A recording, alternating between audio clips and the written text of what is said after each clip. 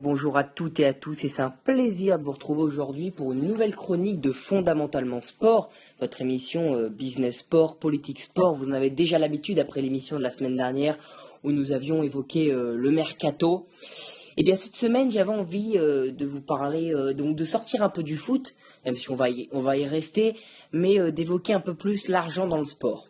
Alors la semaine dernière, on y est passé brièvement. Forcément, en parlant du mercato, on parle d'argent, mais on avait plus évoqué la façon dont ça s'était fait et comment ce mercato du football avait évolué au cours de ces dernières années. Et bien là, j'avais envie d'évoquer un peu la notion d'argent dans le sport. Parce qu'on parle beaucoup de ça, mais sans vraiment savoir à quoi ça ressemble et à quoi ça se lie vraiment. Alors déjà, l'argent dans le sport, c'est quand même quelque chose d'assez présent. C'est un peu, ça représente une bonne part du sport, entre 25 et 50% selon les sports. Environ, voilà, c'est pour donner des chiffres globaux. Mais si on s'y attarde un peu plus près, l'argent dans le sport, c'est mis en avant par des acteurs financiers, publics ou privés. Ça, faut bien le voir. Alors, quand on parle de foot, par exemple, et qu'on parle de mercato, comme la semaine dernière, on parle d'acteurs privés qui viennent se lier à ça et qui viennent acheter en mettant des dividendes dans les clubs, de telle sorte à recevoir des bénéfices, mais surtout à enrichir ce club d'un argent qui vient d'un organisme privé. Après, il y a des organismes publics, comme des sociétés qui mettent de l'argent, mais également les clubs qui cèdent de partenariats, qui soient privés, même publics. Ça peut venir de chaînes de télévision, de différentes choses. Mais les plus grosses sommes sont investies de façon logique par des acteurs privés qui viennent surenchérir de telle sorte à pouvoir amener le club dans des dimensions un peu plus hautes. Alors quand on parle du foot, voilà, c'est logique, l'argent dans le foot c'est énorme, c'est une énorme part, et ça depuis quand même pas mal d'années. Après, il y a d'autres sports. Si on descend un peu, on passe du foot au rugby. Le rugby, c'est le deuxième sport national en France. On prend l'exemple de la France. On essaiera d'élargir un peu au niveau mondial un peu après. Au niveau du rugby, c'est différent. Le rugby, on peut dire qu'ils sont sur une échelle ascendante, bien sûr.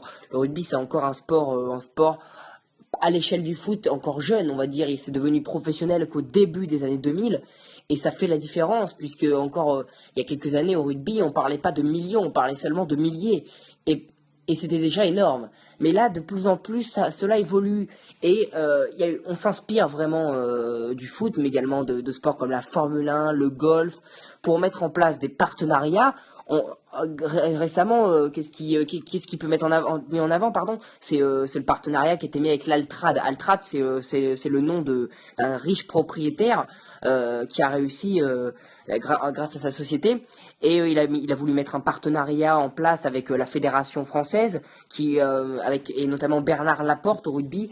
Mais ça lui a été d'ailleurs critiqué, et Bernard Laporte a été obligé de mettre fin à ce partenariat. Mais Altrad est également le propriétaire du Montpellier Hérault Rugby. Donc voilà, il y a aussi Mourad Boudjelal qui a investi au niveau de Toulon, et plein d'investisseurs privés, que ce soit des marques ou des personnes, des groupes qui ont investi dans ce rugby moderne, et qui commence à se développer et à devenir un vrai sport d'argent. Alors c'est toute proportion gardée par rapport au foot, bien entendu, mais tout de même, en France, quand on parle du deuxième sport national, le rugby, on est bien obligé de se dire que l'argent se développe à une vitesse disproportionnée. Et au rugby, on peut y lier un peu le handball. Le handball, on va dire que c'est ces trois sports collectifs, les trois sports les plus populaires en France. Enfin, ça le devient de plus en plus, le handball, notamment grâce aux résultats de l'équipe de France. Mais ceci dit, le premier exemple, c'est celui du PSG. Le PSG, les Qataris ont racheté le PSG au foot, mais ont aussi racheté dans la foulée le PSG au handball, et y ont investi une grosse somme d'argent qui leur a permis d'acheter les meilleurs joueurs au monde, et ainsi de rivaliser au niveau sur la scène européenne avec les meilleurs clubs que sont Barcelone, Kiel, les meilleurs clubs de handball historiquement. Et cette équipe du PSG, maintenant peut rivaliser grâce à ces investissements du Qatar. Et donc le handball prend également une nouvelle dimension. Après, les clubs qui gravitent autour, historiques, Chambéry, Montpellier, Nantes, ont un peu plus de mal à rivaliser financièrement, même si sur les performances, ça reste quelque chose de très correct. Et tous les ans, ils rivalisent notamment en Coupe d'Europe et même en championnat avec le PSG. Mais c'est vrai que pour l'instant, c'est un peu trop individualisé. Alors contrairement au foot, il y a eu beaucoup d'investisseurs avec les Russes à Monaco, les Chinois à Lyon. Mais après, c'est compliqué. J'avais dit on éviterait de parler un peu de foot, on va essayer de parler des autres. Donc voilà, rugby, handball. Et puis après, il y a les sports en France moins médiatisés, mais qui, à contrario, sont déjà un peu, entre guillemets, envahis par l'argent et marchent déjà au financier, au modèle financier. Le business sport est déjà présent dans ces sports. Je peux donner 3 exemples, j'en ai parlé brièvement juste avant. La Formule 1, le golf, les sports de combat, mais surtout la boxe. Ces 3 sports sont des sports un peu, en France, qui sortent du lot. Un peu des ovnis, on va dire. Parce que bon, forcément, nous Français, le sport national c'est le foot, derrière t'as le rugby, le hand, un peu le tennis, enfin le tennis beaucoup même. Mais après, le schéma financier au tennis est quand même bien différent. Mais ces 3 sports là, Formule 1, golf et boxe, sont un peu des ovnis dans ce monde parce que nous en France c'est moins développé. Il y a quand même beaucoup d'argent, mais quand on part aux États-Unis, j'avais dit que j'élargirais au niveau international, et c'est le cas de le faire. C'est des sports qui ont voilà une place très importante. À la fois la Formule 1 c'est mondial, mais aujourd'hui c'est détenu par des groupes privés. C'est quand même un sport extrêmement fermé. On le voit encore récemment avec l'arrivée de jeunes coureurs pilotes de 18 ans qui n'ont jamais rien fait, mais qui voilà sont dans une bulle financière tellement énorme, ils ne maîtrisent plus rien. Et c'est papa, fils d'eux qui payent l'argent et qui leur permettent d'entrer dans ce schéma de la Formule 1.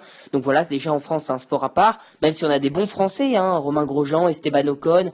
On peut regretter, voilà, on a paix son âme, Jules Bianchi, décédé il y a 2 ans, qui était un formidable prodige à l'image de Esteban Ocon, aujourd'hui jeune Français de 19 ans qui réalise des performances exceptionnelles, qui réalise avec les meilleurs.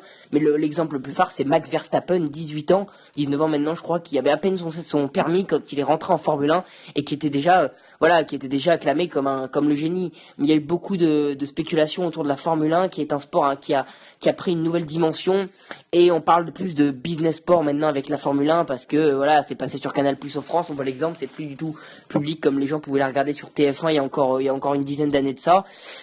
Et la Formule 1 c'est autre part quoi.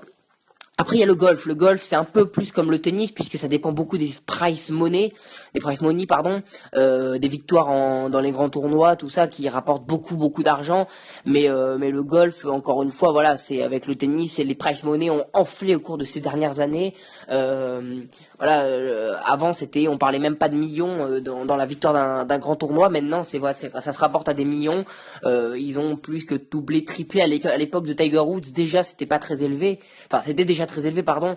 Mais aujourd'hui, un jeune de 18-19 ans, comme Spieth, qui performe déjà dès qu'il arrive, a de quoi mettre à l'abri sa famille pour plusieurs années, parce que les prize money ont enflé, et avec les sponsors, les contrats par les grandes marques de sport, Nike, Adidas, bien sûr, on va toutes les citer, du coup, Puma, tout ça. Eh bien, ça permet quand on additionne le tout, ça donne un résultat pharaonique pour ces jeunes compétiteurs, mais plus ou moins jeunes, puisque voilà, Tiger Woods gagne encore très bien sa vie grâce aux sponsors.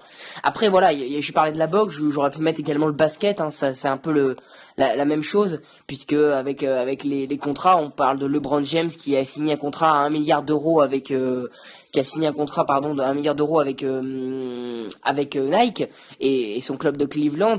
Voilà, c'est un contrat à vie, mais c'est voilà, encore une fois, c'est au-delà des primes, des salaires, c'est quand même quelque chose d'énorme, et ça prend, on va dire 50-60% de leur revenus. Et puis la boxe, j'en parlais, c'est un sport aussi qui a beaucoup évolué, mais qui est déjà très énormément développé aux États-Unis. C'est un sport de combat hyper important. On voit avec le catch, qui est un peu un autre style de boxe entre guillemets, enfin de sport de combat, et c'est plus du show, du spectacle maintenant.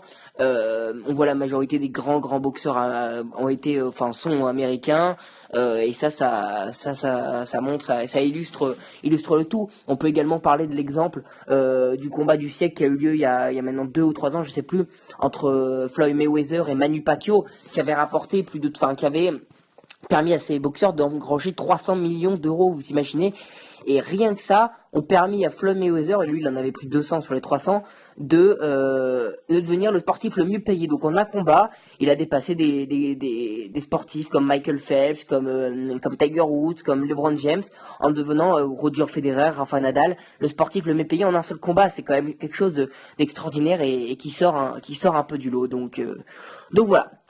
Donc voilà pour cette petite chronique. J'avais envie d'illustrer, que ce soit au niveau français, au niveau des sports nationaux, plus ou moins développés en France, mais aussi aux États-Unis, et de cet argent dans le sport qui se développe énormément à des rythmes différents, notamment nous en France, où le foot a été rapidement très développé au niveau financier et qui amène un peu dans son inspiration des sports comme le rugby ou comme le handball. Mais aujourd'hui, voilà, l'argent, c'est une immense part. Mais c'est important aussi d'en parler pour essayer de mieux comprendre. Après, on pourrait débattre pendant des heures, étant donné de la complexité du sujet. Mais je trouvais ça important que je puisse moi aussi en parler et un peu vous donner ma vision des choses. Donc voilà pour cette petite chronique fondamentalement sport de la journée. On se retrouvera bientôt très vite avec de nouvelles émissions. On évoquera bientôt, je pense, sur une émission spéciale Jeux Olympiques qui va rentrer totalement dans les clous avec la désignation normalement de la ville olympique pour 2024. Ça devrait, c'est même pratiquement sûr, ce sera Paris. Et j'aimerais vous faire une émission spéciale, donc elle arrivera et puis on continuera sur cette lancée du business sport au niveau politique, financier, social. Donc voilà pour cette émission. C'était un plaisir de vous la présenter et puis on se dit à très bientôt. Allez, salut à tous.